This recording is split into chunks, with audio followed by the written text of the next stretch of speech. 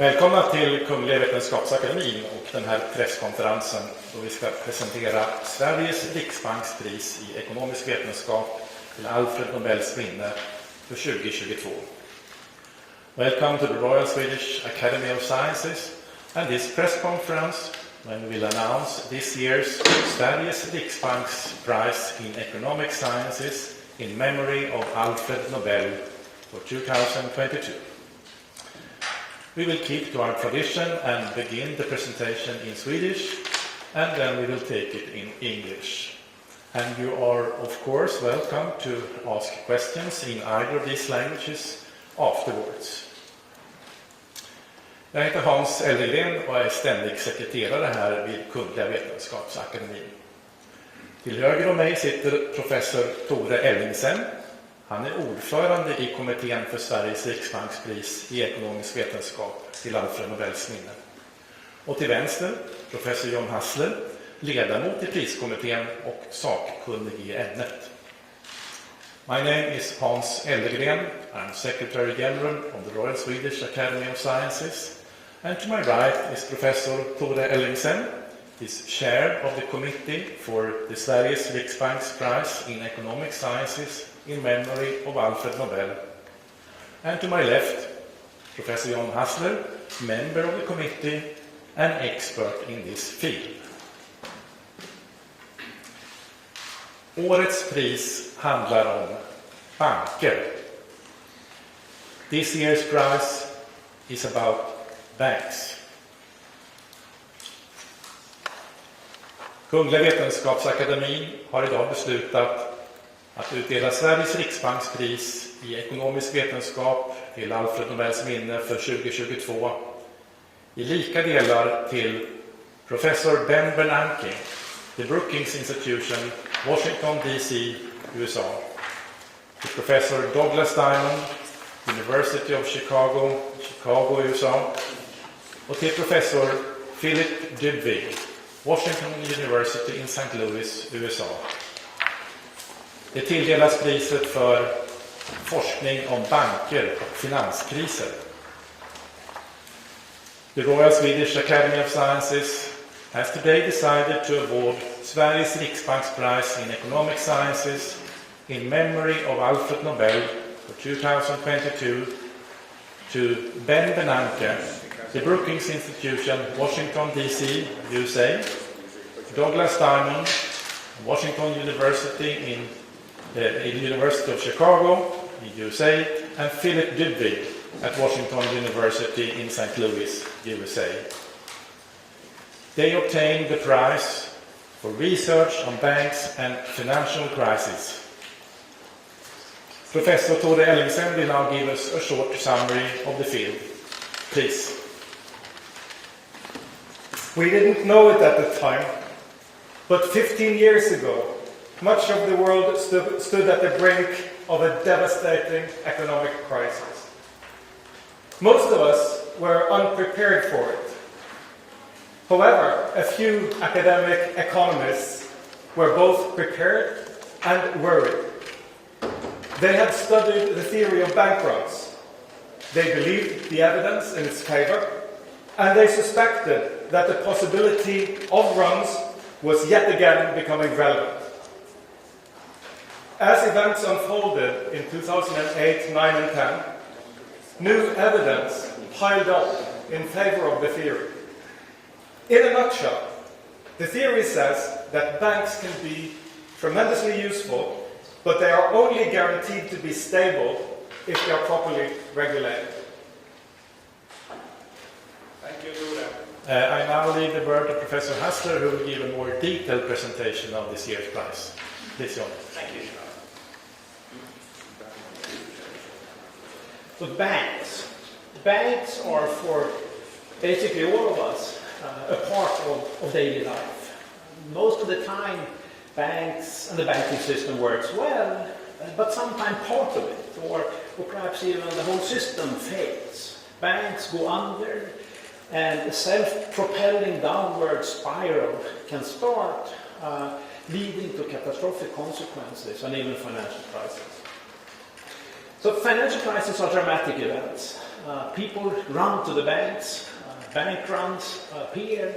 This can lead to banks failing, and this can spread like a wildfire to other banks and actually to the rest of the world. And we know that the consequences of these series of events are very dramatic, and they can also be quite long. We have seen these things happening in history many times, but we have also seen that it can happen during modern times in our economy today. So when you think about the consequences of financial crisis, and in particular about the central role that banks play, many questions arise. Couldn't we do without banks? Do we really need to have them?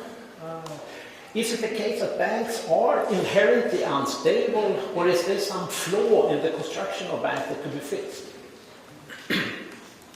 When banks fail, couldn't new banks quickly arise, taking over the old customers so that the economy could start to be operative quickly again?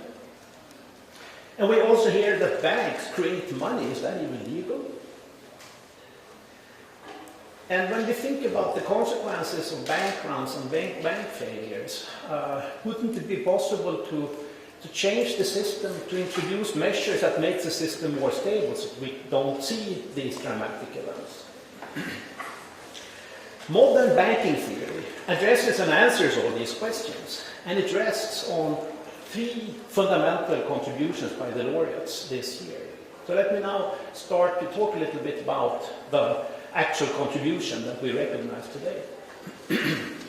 So Ben Bernanke, in a paper from 1983, showed with statistical analysis and historical sources that bank runs led to bank failures, and this was the mechanism that turned a relatively ordinary recession into the depression in the 30s, the world's most dramatic and severe crisis that we have seen in modern history. So he showed that banks need to be there. They need to be up and running for the economy to work. And if they don't, then the economy works worse, much worse. During the Depression, the income and production plummeted, the unemployment skyrocketed, and as we know, the whole thing spread to the rest of the world. At the time when Bernanke published this, this was a break with the current views. Of course, people had seen that banks failed, but it was more thought as consequence of the crisis rather than cause of the crisis.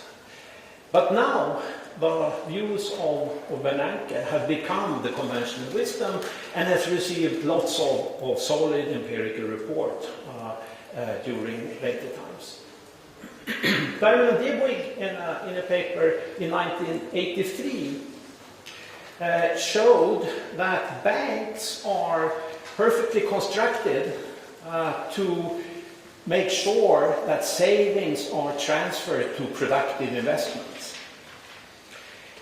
They do that by stepping in as an intermediary, a middleman, solving a quite natural conflict between savers and borrowers. And that conflict is that borrowers, they want to have liquid assets, they want to have access to their savings, while, so did I say borrowers? Of course I mean savers, they want to have access to their savings all the time. And on the other hand, borrowers that make investments in, say, homes or in factories, they need to have a long-term commitment. So banks step in by doing what is called maturity transformation. And they then accept deposits from savings that savers can have access to continuously, and they transform that into long-term assets, the lending to households and firms. So in a sense you could say that this is creating liquidity, creating money, not from thin air, but from the long-term assets, the lending that the banks do. So this was part of the paper. What they also show in this paper is that this maturity transformation is inherently vulnerable. If a rumor starts that people are going to take out their money from the bank, then everyone has an incentive to rush to the bank to take out money in time and not come last in line for taking out the money. And this can create failing banks. And this is something that's inherent in the maturity transformation. So maturity transformation is important, but it's also vulnerable. Diamond, he showed that banks are also perfectly constructed to serve another important purpose, and that is to monitor the borrowers. And they do that on behalf of the savers, again as a middleman between, an intermediary between the savers and the borrowers.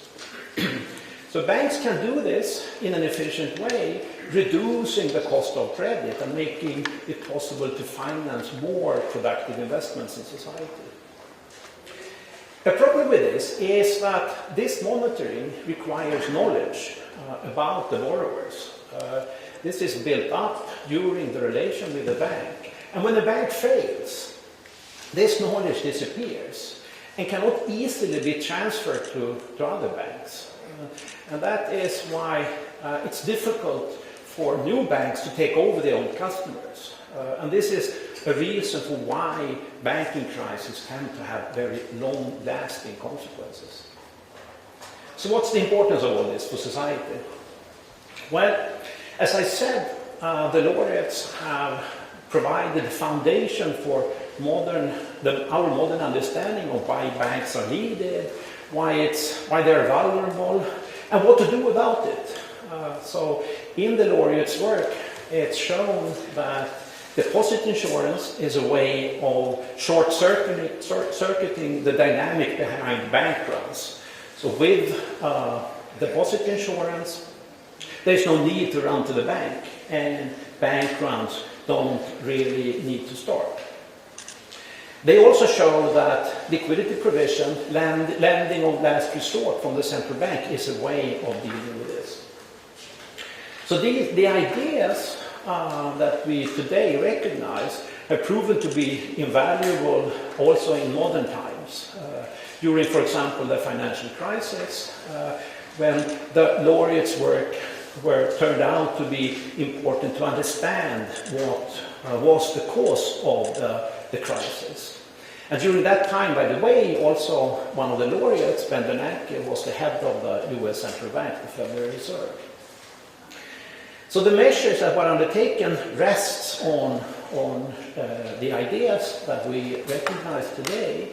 And we can also note that even though the financial crisis had large consequences, neither that nor the COVID pandemic led to depressions like in the 30s.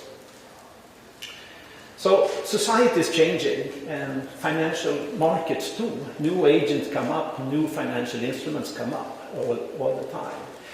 But the need to construct rules and understand the financial markets in order to reduce the risk of financial crisis and to prevent them into turning into depression, that need.